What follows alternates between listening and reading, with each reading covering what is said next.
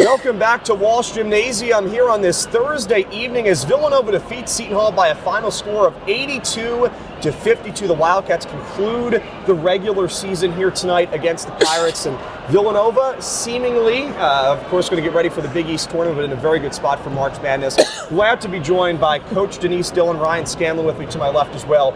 Coach, first just want to begin with congratulations on the win and thanks for being here. Oh, thank you. Yep, thank you guys for being up here. I mean, as I said, I heard some rumors that you were going to make the trek, and here you are. So greatly appreciate your support and continued promotion of the program.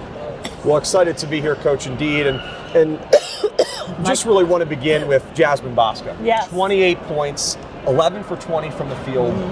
I mean, in her last 5 games, she's been averaging almost 21 points per game. Yeah. One of the best players in the Big East. Absolutely. What have you made of her season as a whole, but especially for her performance tonight here against Seton Hall? Yeah, I thought it was so good tonight, her coming in, recognizing they were going to mix it up, a little matchup, man, you know, they would just throw some different things at us.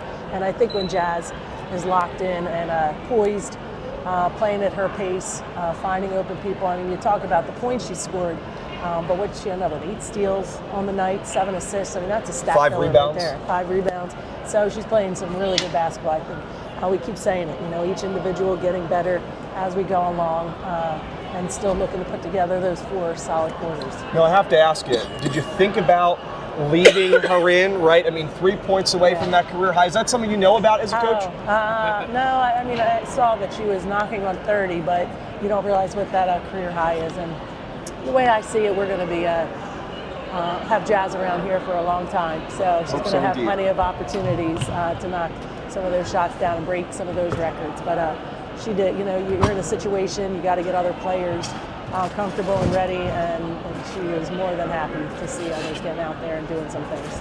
Well, Coach, you talk about just the offensive, you know, 82 points, you know, 28 from Bosco, but can you just talk about the defense? At spurts in this game, you had lineups of, you know, 3 freshmen on the court, and Jasmine Bosco went to the bench for a break. Can you just talk about just 52 points for your defense tonight, and going into halftime, Jasmine Bosco had 22, and Seton Hall had just 20 as a team. Just amazing defense from your guys tonight. Yes, and again, we came out, you know, trying to figure some things out. I wasn't pleased with the first few possessions, but immediately our group locked in, and we've been looking for that identity all season, you know, trying to find it. You're not going to outscore everyone, you know, in the sense, like that's the objective, of course, but you have to have something to fall back on. It's always got to be the defense. And I would say a big area of growth for us is the rebound, you know, just challenging this group. So I think when they're thinking about rebounding, their defense becomes a little bit more aggressive as a whole. It's not about guarding who you're matched up with. You know, we talk about guarding 1.5, making sure you're helping with others. So I think our guards did a really good job of setting the tone tonight. You know, I give so much credit to Danae Carter. I just think she is relentless. Obviously, we would like to see her take away, you know, some of those fouls she gets, but because she is so aggressive in it. But at the same time, she just generates so much of that effort and energy. And to talk a little bit more about Danae, right? 13 points. I know we've talked about it a lot over the last couple of weeks, but she really seems to be kind of that go-to player when you need a bucket in the paint, kind of get the paint offense settled. So just kind of stepping away from a larger lens, what does Danae mean to this team? How important is her role, especially down the stretch as a veteran leader? Oh, it's unbelievable. She's just a mismatch nightmare. You know, she's so quick in the open court. She's comfortable handling the ball, just attacking the rim. I think she's doing a really good job of kicking the ball out when she doesn't have something. Her recognition has gotten so much better, and that's what you want to see in a player who's put the time and effort in. And so we talked about this is only the 2nd year where she's played straight through, you know, a full season. We talked about that after the last game, and you just know she has that sense of urgency. This is it. So she's trying to do everything and anything possible, and you know her teammates want to see her go out on a high note as well. So it's coming together for her. She's confident in what she's doing and reining herself back in, you know, not hanging her head. If she does pick up a foul, she's able to make those adjustments and, yeah, just knocking down some baskets. I love seeing her hit that 3 again tonight. She's been shooting them a lot more recently. She's been knocking them down. Coming into this game, Danae, 46% from behind the arc. There we go. Yeah, Coach, when you at the end of 29 games, this team has, you know, as a record of 23-6. talk about just the week off you get before going up to Uncasville, Connecticut to face whoever might be, getting that first game off as locked in as a 2 seed. Can you just talk about at the end of the regular season, where does this team, what can the team look for as you get a week off and practice and stuff like that as you get to Connecticut? Yeah, I think the best part is the stop and start point of everything. When we talk about that, that's one of our conversations, the philosophy that we have.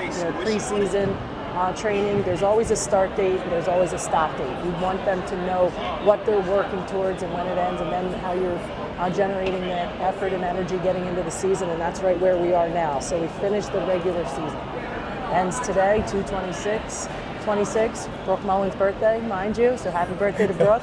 There we go. And that's it. So we shut it down. Like tomorrow we'll meet, we'll do our film of today, lift, and then give a day off, and then we get back to what is our goal going into this Big East tournament and how are we going to prepare. So we're obviously looking, we want these players in the best position possible to compete for a championship. We've got to get better in order to do that, and it's taking care of business day one. So we don't know who that's going to be yet, but we will be prepared and make sure the mindset is right, and physically we're in the best position possible to play our best basketball. Well, Coach, a long road ahead, obviously, before you can even get there. And I know as a coach, you got to focus on the next game ahead. But with a win tonight against Seton Hall, a quad 2 win, you guys now improved to an overall record of 23-6. And you look at the outlook for a potential March Madness berth for the first time since 2022, 2023. What is the vibe around this team, and what is your message to the team heading into the Big East tournament? Yeah, it's interesting.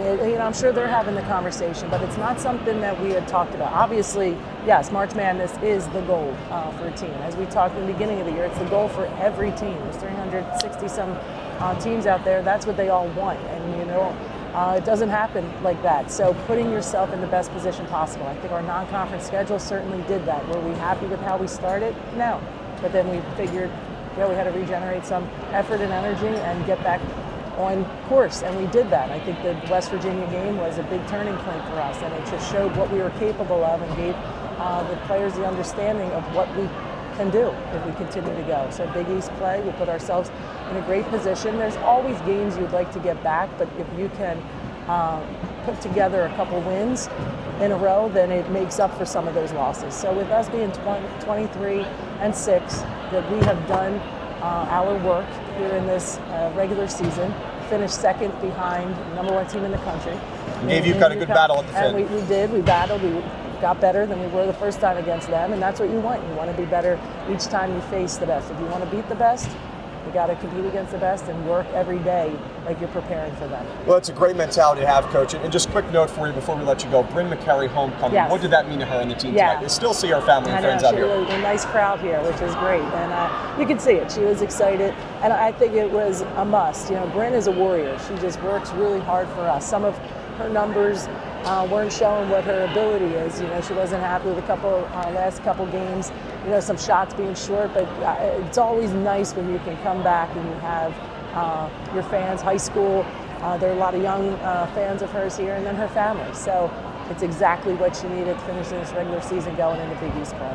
Well, enjoy the week off, Coach. I'm sure you'll have practices, yes, but enjoy the game week off. And the Big East tournament begins on March 6th at Uncasville in Connecticut. Villanova, though, the good news, they won't be playing on the 6th. They'll get that bye and head to the 7th. So have a safe 2-hour trip back to Villanova. And as always, so glad to have Coach Dillon with us here on WXVU. Appreciate it, Coach. Thank Congratulations. You. Thank you both. Be safe. Go Thank Cats. you. You too, Coach. Go Cats. Well, I want to thank everyone.